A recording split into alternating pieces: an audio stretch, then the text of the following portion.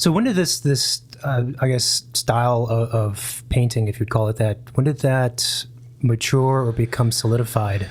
Well, when I look back on it, it feels pretty poetic how it all came together, because it was so perfect for me how I kind of fell into what I'm doing now, because you know, there's some parts of my background that I left out. You know, I had a secret career under another name that no one really knew about. What? That was like illegal street shit. That was really kind of like hoax and hijinks, like super crazy stuff. Fake street signs, fake products in grocery stores, billboards, like, you know, basically pranking the world visually, you know.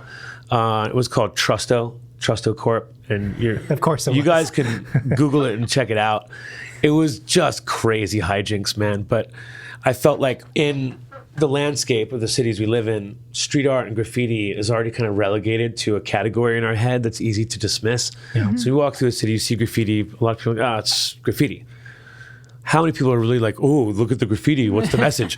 You know? So I felt like, all right, I don't want to be there. Where else in the landscape are there messages and visuals that people trust? So I started paying attention to everywhere else in the landscape where there's type and design to infiltrate. And I immediately saw how pervasive street signs are and wanted to go there. So I started... Like actual street signs, like stop actual signs. street signs, yeah. So I started making fake street signs the same way that the city makes them. I would have like sentences that read through like 5 signs down the pole or whatever, but they'd be on like reflective yellow vinyl. The whole thing. Legit. Wow. Super legit. I started shipping them to other cities, and people started putting up in other cities too. And we ended up getting on the news a bunch. It was crazy, man. I put up hundreds of these things. And we ended up making fake products and putting them in grocery stores, fake cereal boxes. It was super crazy, high concept stuff. Just like walking in the grocery store and just opening your jacket and putting up a fake reverse cereal box? shoplifting, yeah. And the barcodes would work. Everything, dude. It was crazy fun. But it was a direct response to getting to work on the Obama campaign, the first one, 2008. So I got to design some posters for him, and seeing the vitriol and darkness that came out in American politics in response to his election made me feel like I really had to get some shit off my chest. And what I got off my chest was very satirical and very kind of sardonic and sarcastic and a little more biting than a lot of my other art. And it was really nice to create this body of work in a vacuum that had to sink or swim on its own without my name attached. That's interesting. So it was pretty cool to see how it did without my identity. And that was very fun. So it had its own life, but it exercised a part of my brain that needed work. So I've always been trying to satisfy all the parts of my creative heart. I need to be a painter. I need to be a designer. I need to be a writer. I need to, you know, kind of exercise all my creative muscles.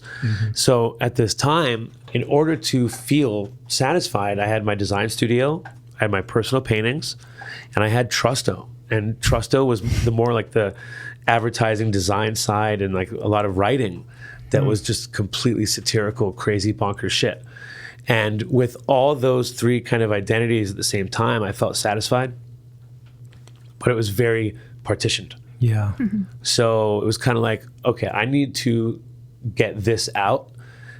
I'm going to create an identity and a box for that. And that's what I kind of had with my personal paintings, my design studio, and this other outlet.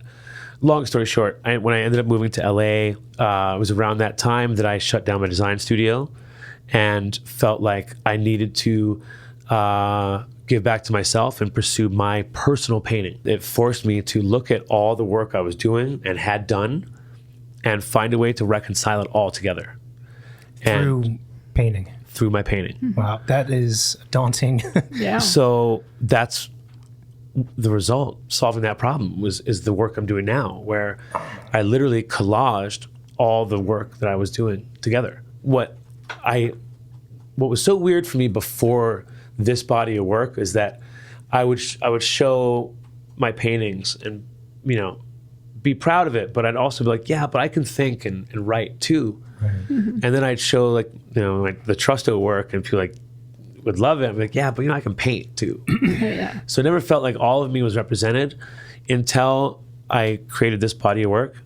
And for the first time in my life, I'd step back and feel like all of me is represented there. And that was the craziest feeling in the world. But that was coupled with deep dedication to the medium of spray paint as the wings for this work to fly on. I was able to find like a harmony for me as a designer within that design system that really worked and allowed me to tell stories within one silhouette, collaging all these elements together to tell a bigger story, or just to experiment and play as a designer. It was a really rich playground. And I knew that it was the beginning of something I'd explore for a long time. Head to midnightcharette.com to check out the rest of this episode and others. Do it now!